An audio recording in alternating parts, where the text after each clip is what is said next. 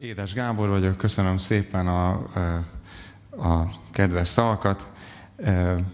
Családommal érkeztem most ide közétek, mint láthattátok. Van egy gyönyörű feleségem, Virágnak hívják, és neki köszönhetően 3 gyönyörű gyermekünk, akikkel együtt élhetünk és együtt szolgálhatjuk az Istent. És hát nagyon megtisztelő itt lenni közöttetek. Őszintén, amikor a Tomi fölhívott, hogy hát Gábor, abszolút nem volt semmi lelki nyomás, terrorszerűség, tehát teljesen szabadon mondhattam bármit. Ugye úgy kezdte, hogy figyelj ide Gábor, hát van itt 250 éhes fiatal. Csak az ige üzenetét akarják hallani. Eljössz, ugye? De hát már az évek alatt tanultunk annyit, hogy a nemek azok jók. De pont aznap az volt az ige, és még a magyarázat is ez volt hozzá, hogy hát a munka sok, a munkás kevés. Kérjétek hát az aratás urát, hogy küldjön munkásokat az aratásába. És aki magyarázta ezt, az azt mondta, hogy hát milyen jó imádkozni azért, hogy Isten küldjön munkásokat az aratásába. De azt mondja, ott van a csavar, amikor azon kezdek el gondolkodni, hogy Uram, mi van, ha engem küldesz? Hát aztán így lettünk itt, úgyhogy nagyon-nagyon örülök, hogy itt lehetek. Ez az, ami belőlem most így elég, de Istenre van szükségünk, és az ő élő igére. Hajtsuk meg a fejünket, imádkozzunk.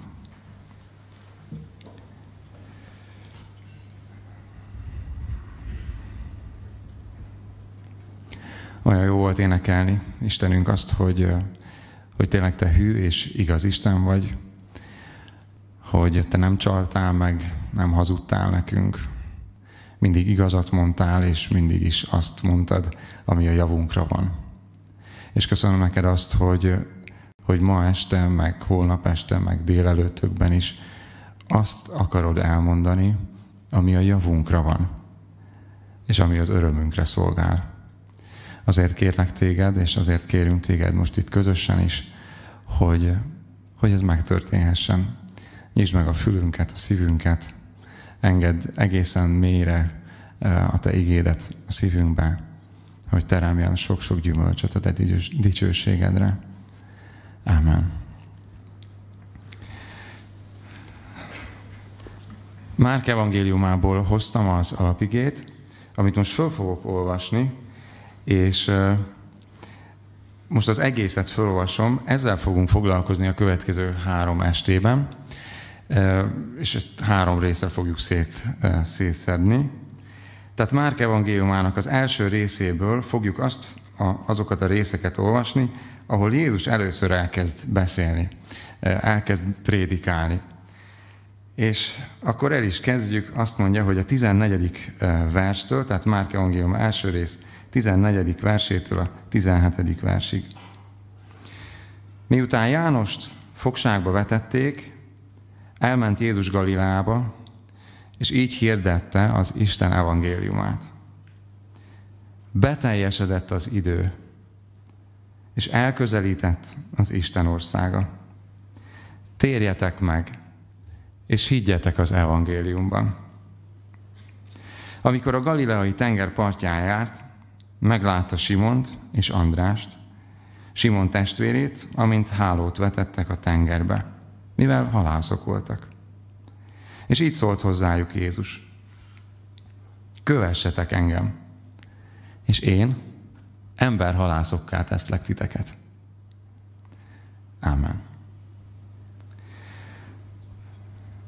A mai alkalommal azzal fogunk foglalkozni, amit Jézus így mond: beteljesedett az idő, és elközelített az Isten országa. Az első kérdésem, gyorsan fel akarom mérni, hogy kik vagytok itt, jó? Fogalmam sincs. Életem első refisz tábora. Tényleg. Én egy másik szervezetben voltam, ami lehet, hogy kicsit gyorsabban született meg, mint a refisz, mert ő Firesz lett. És akkor aztán, na mindegy, szóval, hogy a Fireszben éltem. az a Fiatal Reformátusok Szövetsége. Ezzel, na, szóval értitek, csak Pepitába. Na, és hogy akkor gyors kérdések, hogy lássam. Ki az, aki közöttetek most mondjuk már volt legalább 3 refisz alkalmam? Tegye fel a kezét. Nagyon jó. Oké, akkor nektek már nem kell semmit mondani. Ki az, aki most van először refisz alkalmon? Na végre. Jó, célközönség. Itt vannak előle. Meg vagytok. Jó, oké. Ki az, aki közületek gimnazista, középsuli?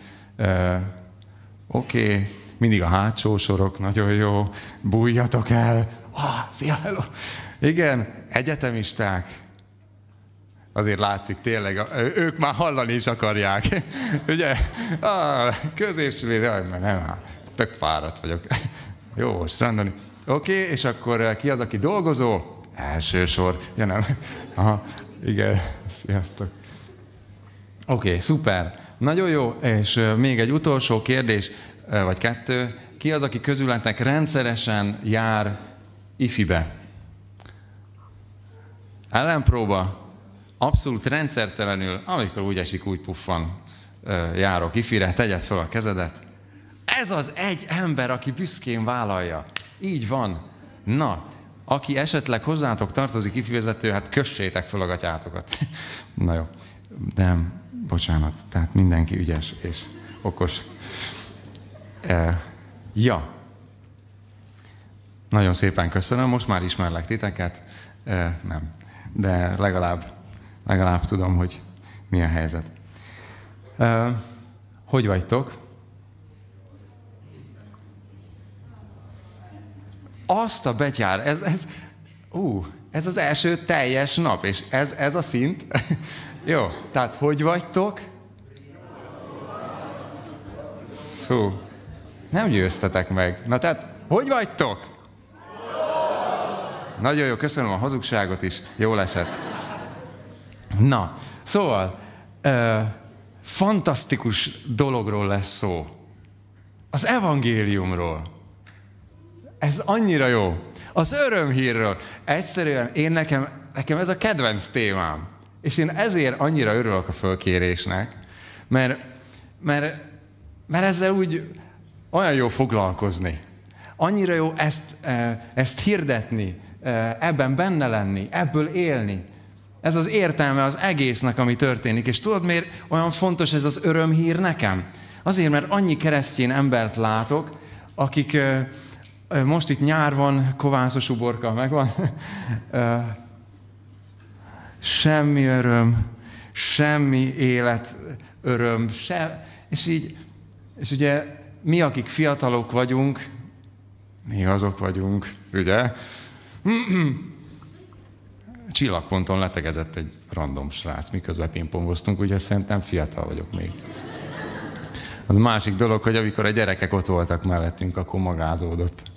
De szóval, az a lényeg, hogy ugye nagyon sokszor azt látjuk, hogy hát miért ilyen uncsi? Itt tök jól el vagyunk, tök lazaság, itt vannak ezek a srácok itt erről. Olyan brutál humoruk van, hogy így megállok benne, mint a nem tudom én micsoda. Szóval, hogy érted? És hogy na, ez hiányzik. Az örömre szükségünk van. Ki az, aki közületek az életében szomorú, letört, lefagyott, bénult, bármi ilyesmi szinonimák szeretne lenni? Tegye fel a kezét. Azt a betyár. Sajnálom. Van olyan lelki gondozás, ha jól tudom, a Refisz csapatában, úgyhogy a lelki gondozó gyorsan álljon föl, és nézzen oda. Nem. Tehát szükségünk van az örömre, szükségünk van az örömhírre, és azon gondolkodtam el, hogy amikor felolvassuk ezt az igét, azt olvassuk, hogy amikor Jézus ugye prédikálni kezd, így hirdette Isten evangéliumát. Így hirdette az evangéliumot. Hogyan hirdette? Beteljesedett az idő, és elközelített a mennyek országa. Ez miért jó? Ez miért olyan érdekes? Komolyan. Hát oda ne fussak.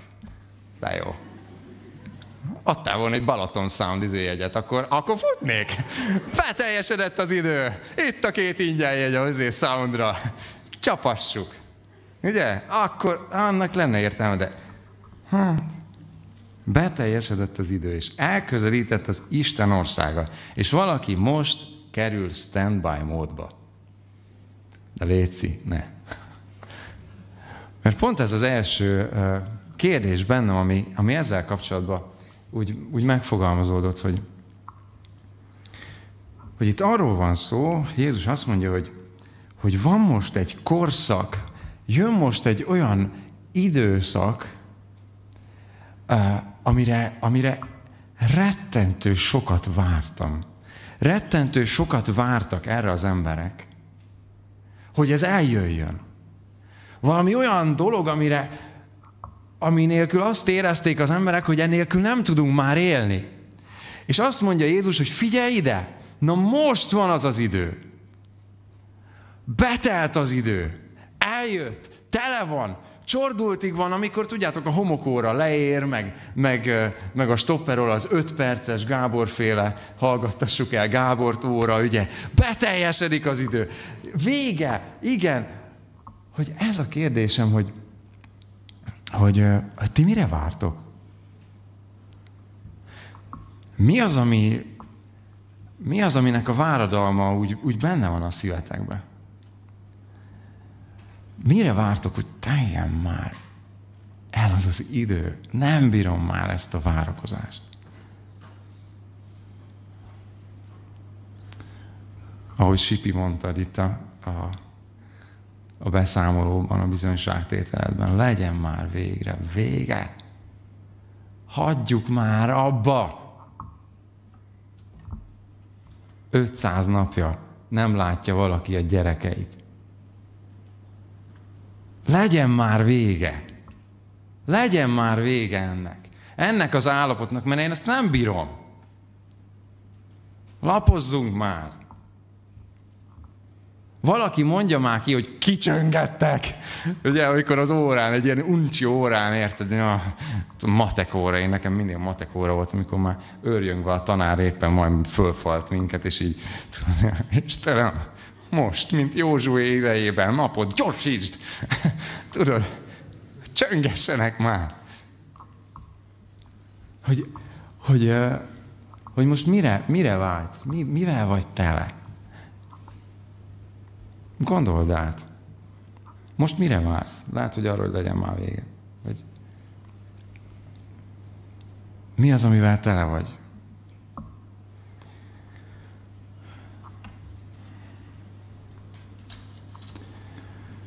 Mert azt látjuk, hogy Jézus azt mondja, hogy elközelített Isten országa. Azt mondja ezzel ki, figyeljetek, Isten országa itt van. Megjött. Elérhető. Nem kell már tovább várni. Abban a helyzetben, amikor ez elhangzik, van egy ilyen néma időszak. A Bibliát, hogyha veszitek, akkor Zakariás könyve után, amikor az evangéliumok elkezdődnek, csak egyet lapozunk.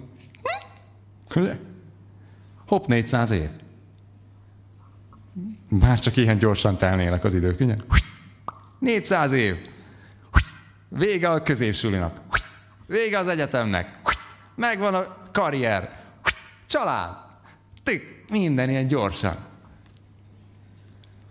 De sajnos dolgok nem biztos, hogy ilyen nagyon gyorsan történnek, de Jézus azt mondja, hogy most viszont itt az idő. Eljött Isten országa. És én ezt szeretném most elmondani nektek.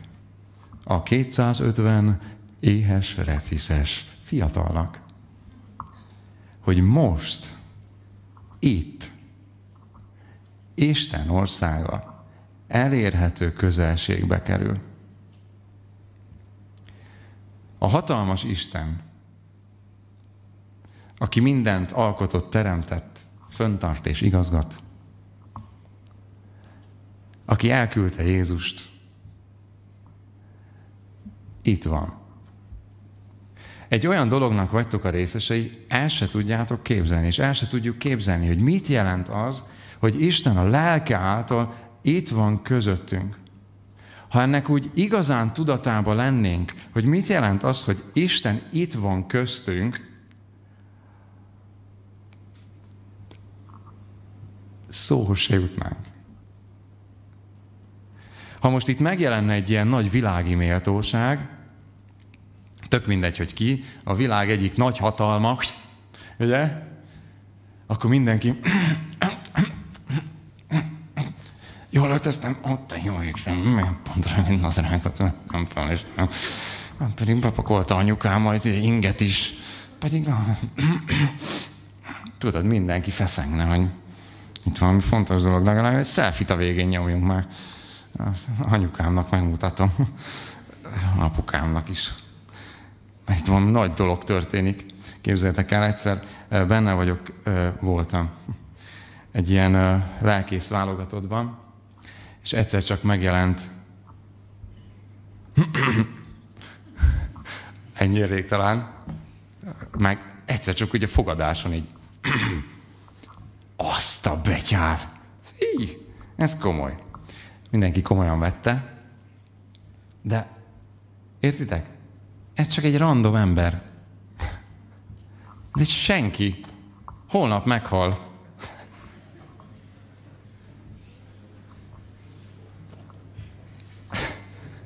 Putyinból is 3 van, ugye? Elvileg. De abba gondolj bele, hogy Isten, a hatalmas Isten, aki mindenek fölött van, ő azt mondja, hogy én most itt vagyok köztetek. Elérhető vagyok számotokra. Nem vagyok messze. Olyan távolságban vagyok, hogy hallak titeket. Hogy beszélgethetünk. Itt az idő.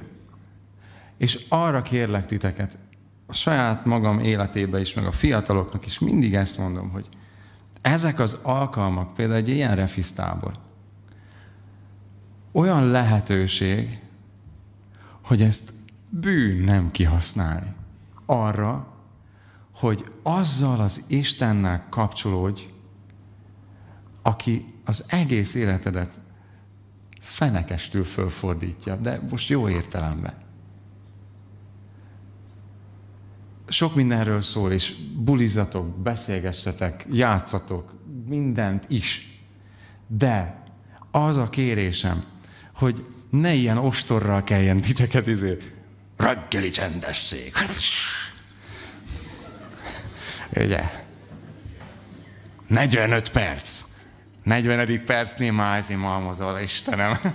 Ugye, de még mindig ott van az ostor. Még 5 percet ki kell bírnom. Ne ez legyen! Hanem abba gondolj bele, hogy te jó ég, most van 45 percem, amikor az a random csávó nem akar engem nyöztetni, hogy menjek, vagy az a csaj, vagy most egy kicsit magam lehetek, végre. Végre nyugi van. És felszabadulhat idő arra, hogy Istennel legyek. Kérlek, használjátok ki azt az időt, amit Isten nektek ajándékban most is fölkínál. Hogy olyan elérhető távolságban, olyan halló távolságban van, ami lehet, hogy a mindennapokban nagyon sokszor nem tud megtörténni. Mert nem figyelsz oda, vagy mindenki belekiabál a füledbe, vagy az élet zajlik, és nem tudsz oda figyelni. Jézus azt mondja, beteljesedett az idő, és elközelített az Isten országa.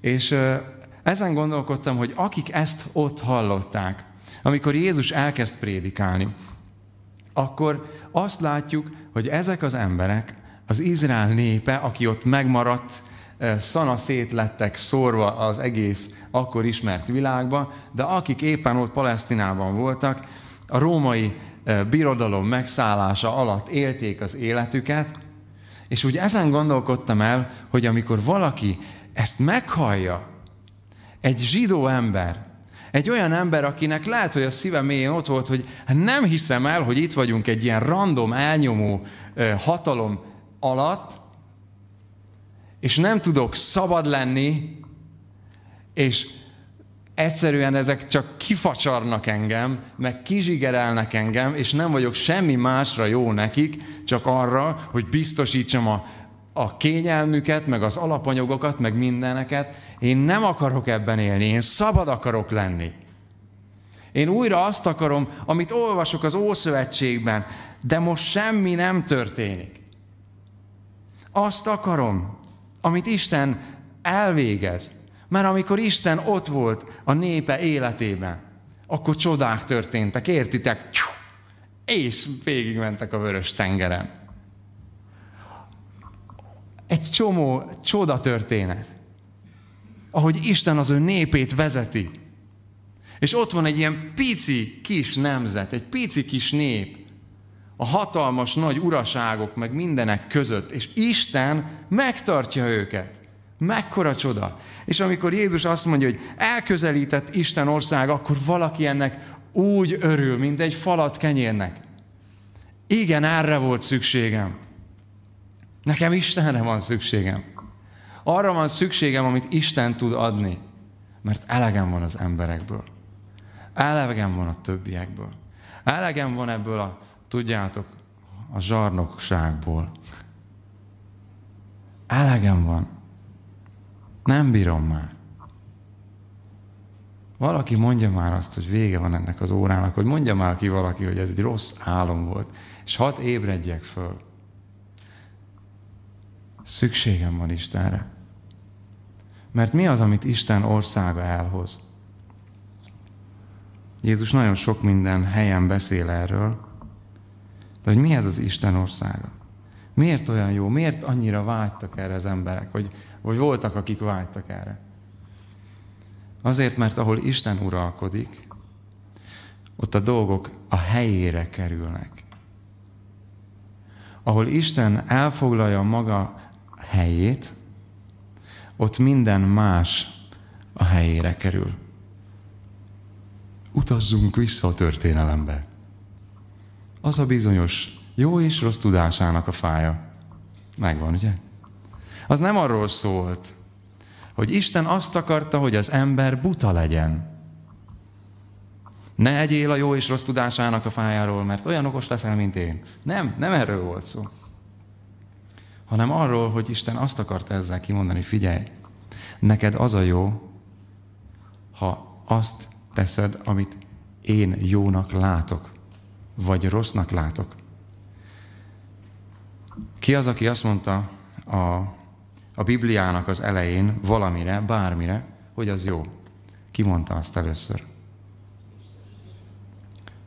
Isten. Ki mondta először azt valamire a Bibliában, hogy valami rossz?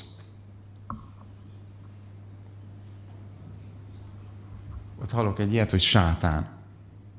Igen? Esetleg más megoldás? Éva. Igen? Gyerünk, mondjuk már egy Ádámot is gyorsan.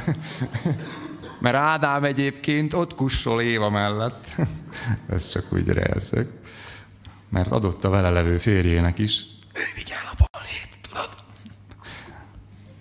Vigye ő!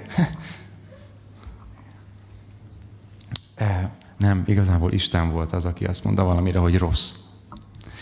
Vagy nem jó. Azt mondta Isten, hogy nem jó az embernek egyedül lenni. Isten mondta azt valamire, hogy jó, és Isten mondta azt valamire, hogy nem jó. És ezt szerette volna az életemben. Ugye az a jó a halakban, hogy szoktuk is ezt alkalmazni, ezt a mondatot, hogy úszkálunk, mint hal a vízben. Tehát jól érezzük magunkat benne, mint a Balatonban keszegek. Keszegemet hajtom, ugye? Nyári gyerek vagyok, kacagok, nevetek. Tehát tényleg. Mint hal a vízbe. De elképzeled, hogy a telefonomat beleteszem a vízbe? Jól fogja érezni magát? Úgy fogja érezni magát, mint hal a vízbe. Körülbelül fél órán keresztül. Úgy fogja érezni magát. Aztán kampec. Vége.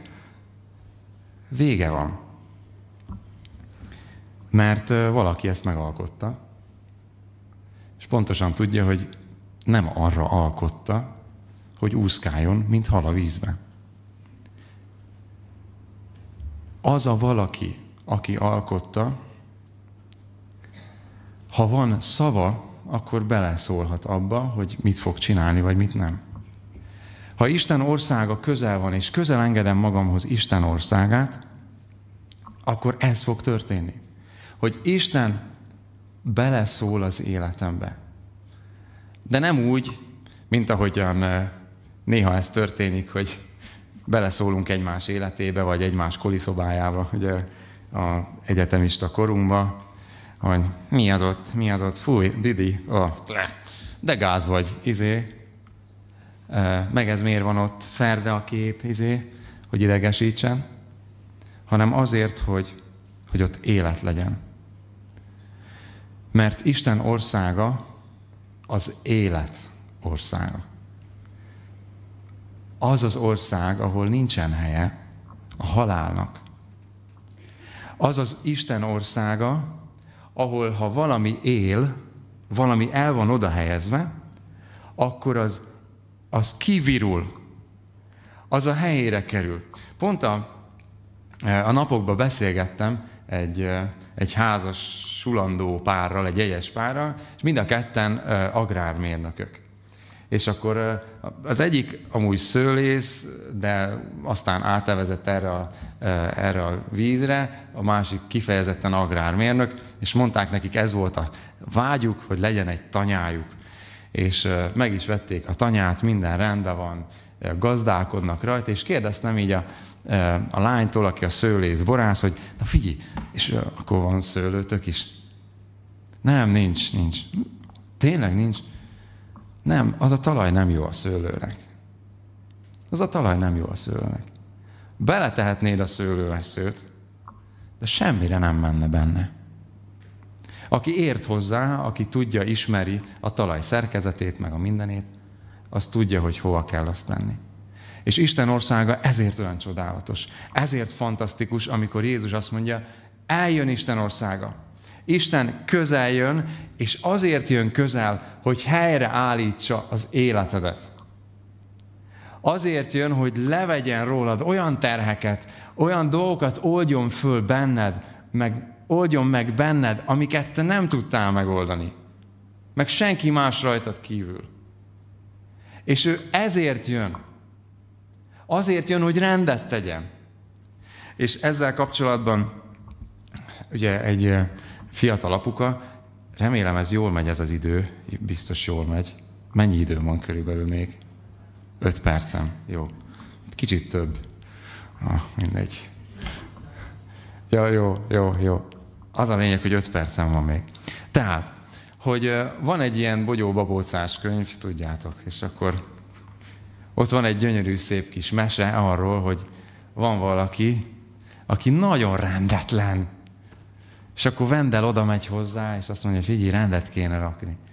És mi az első lépés? Mindent egy kupacba összehánynak, és aztán szépen a helyére teszik az összeset.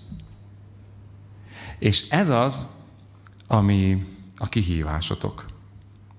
És ami az akkori embernek is a kihívása volt. És ez a mai estének a kihívása. Hogy valaki nagyon örült annak, hogy Jézus azt mondta, hogy itt az idő, eljött Isten országa, mert végre rend lehet. És végre átadhatom magam annak a rendező elvnek, aki Isten maga.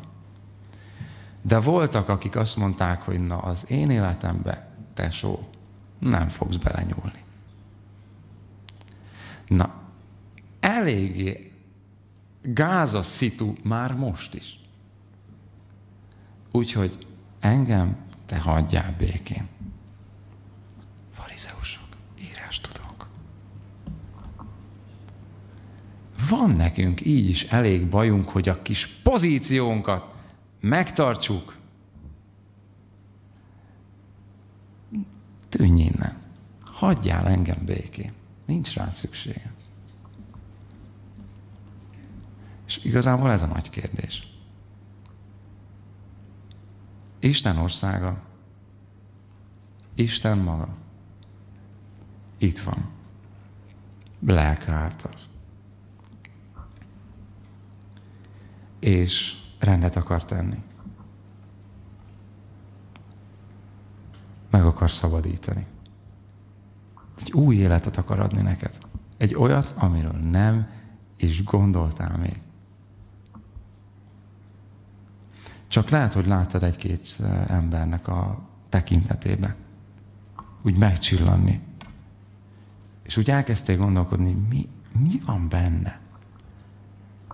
Valami belőle sugárzik.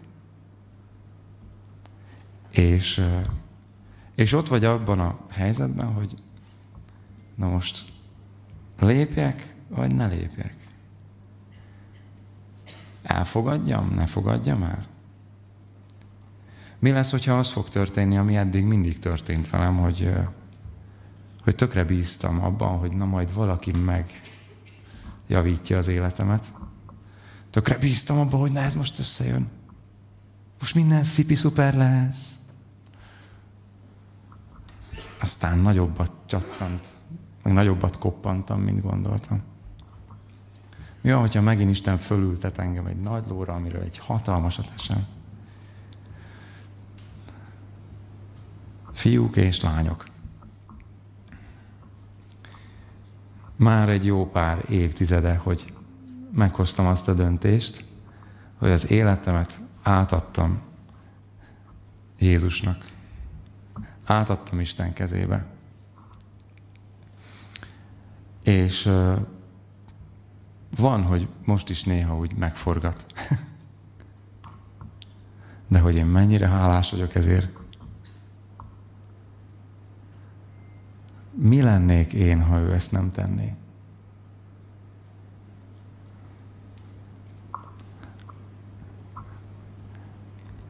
Amikor majd minden úgy elhalkul, és el kell takarodnotok, gondolkodjatok ezen. Átadom az irányítást. Átadom magam ennek az uralomnak. Vagy beimpregnálom magam, és azt mondom, na, ide nem. Szerintem ezt senki nem fogja mondani, ugye? Senki. Isten se ezt szeretné. Mert ez az evangélium, hogy ő itt van, elérhető. Egy karnyújtásnyira tőletek. Éljetek ezzel a lehetőséggel. Holnap folytatjuk. Ámen. Egy rövid imádságban. Imádkozzunk.